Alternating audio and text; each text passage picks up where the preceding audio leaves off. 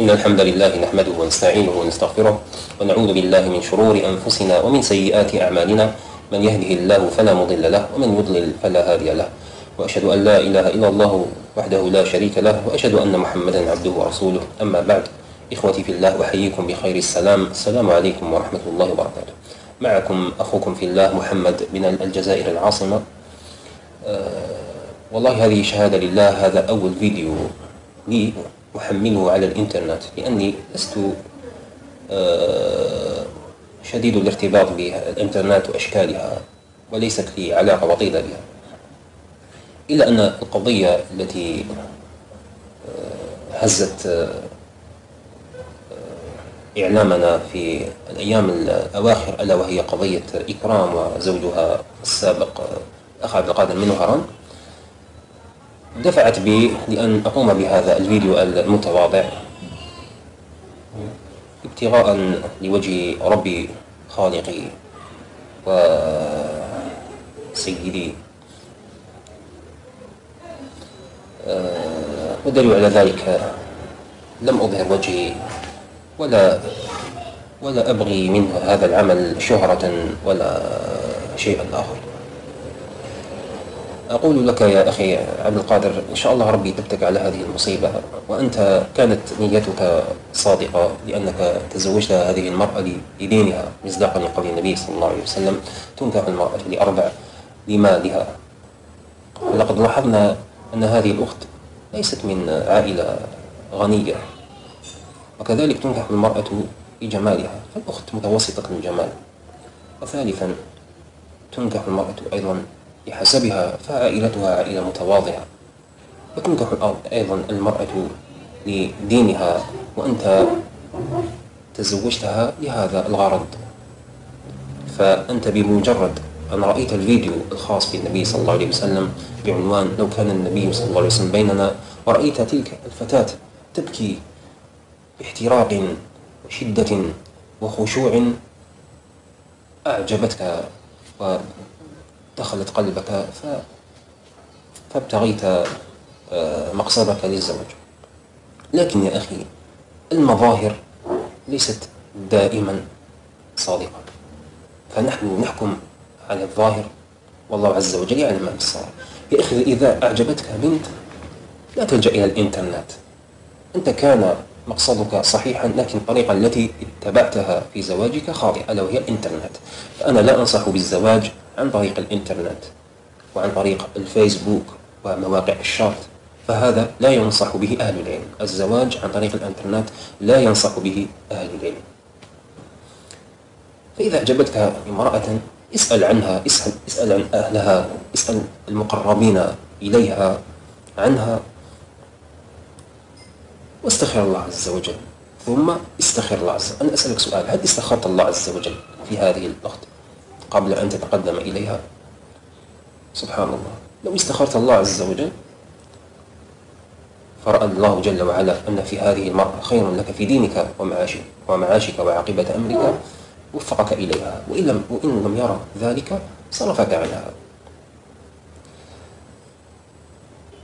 الأمر الآخر، أنت قلت في الفيديو أن أهلك لم يرضون بها، والله جل وعلا يقول في كتابه الحكيم: وشاورهم في الأمر. بعدما أن يستخير إنسان في أمر يشاور عائلته، أصحابه المقربين إليه. فأنت قلت أن أهلك، أمك والدتك وأهلك لم يرضون بها، فإذا لماذا تزوجت بها؟ هذا الأمر الآخر.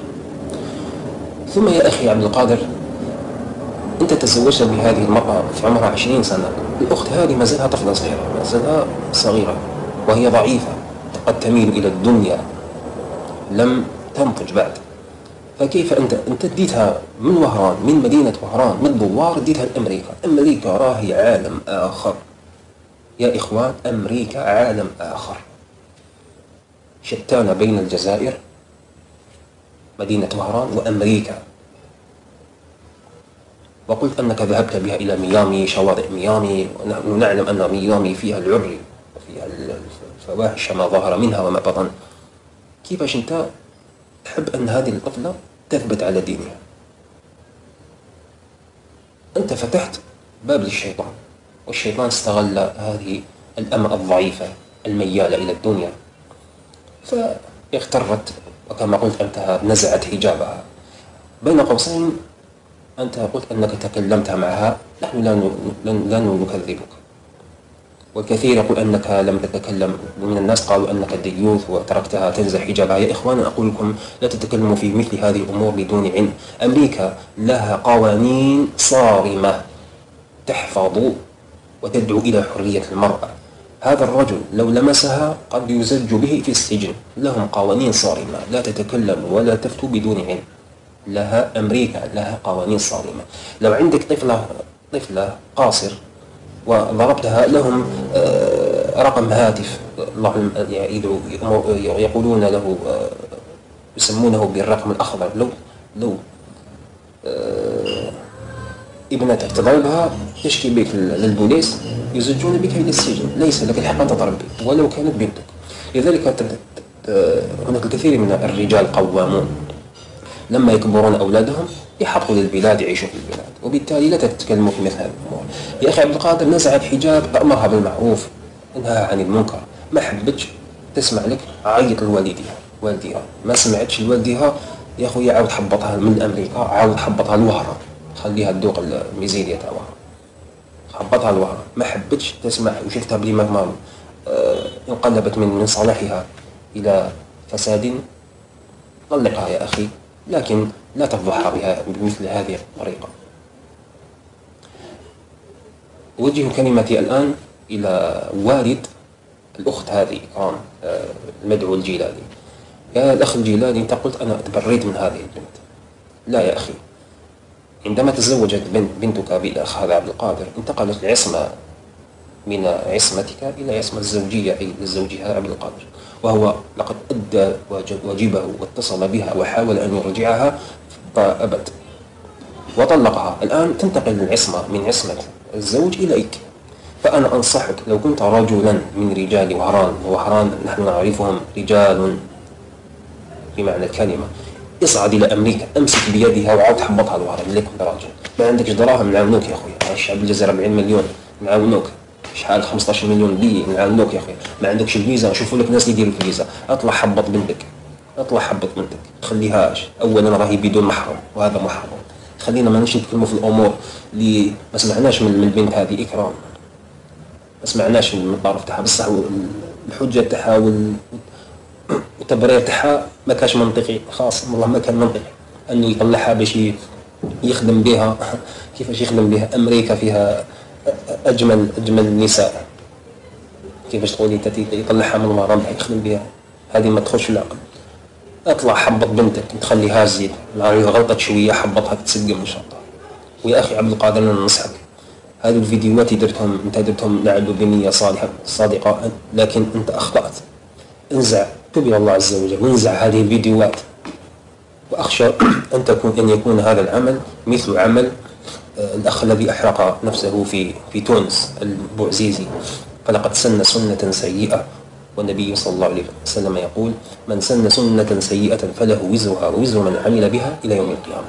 فنحن لا نرضى بمثل هذا العمل وننكر عليه يا أخ عبد القادر. فتب إلى الله عز وجل وانزع هذه الفيديوهات، فنساؤنا أشرف النساء. الله جل وعلا يقول: ولا تنكحوا المشركات حتى يؤمن، ولأمة مؤمنة خير من مشركة ولو أعجبتكم، ولا تنكحوا المشركين حتى يؤمنوا، ولعبد مؤمن خير من مشرك ولو أعجبكم. انزع هذه الفيديوهات وتب إلى الله عز وجل، واحتسب مصيبتك الله عز وجل. أن ترك شيئا لله عوضه الله خير. ربي يزوجك واحدة أجمل منها وأتقى منها، تسعدك في الدنيا وفي الآخرة بإذن الله تعالى. فأنا أقول لك يا أخي عبد القادر، ما تجعلش هذا العمل انطلاقة أو نقطة بفكرة تتفرع منها أفكار أخرى، وبالتالي يصبح أي زوج تخون الزوجة تاعو، ولا أي زوجة يخونها الزوج تاعها، تدير فيديوهات على اليوتيوب وتفضح، وبالتالي سوف نشوه أسرتنا، وإذا تشوهت الأسرة تلاشى المجتمع.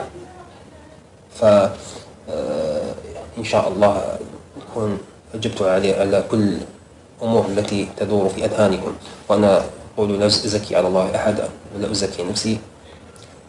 أنا رجل محترم، فلا تضع تعليقات ولا تسبوا.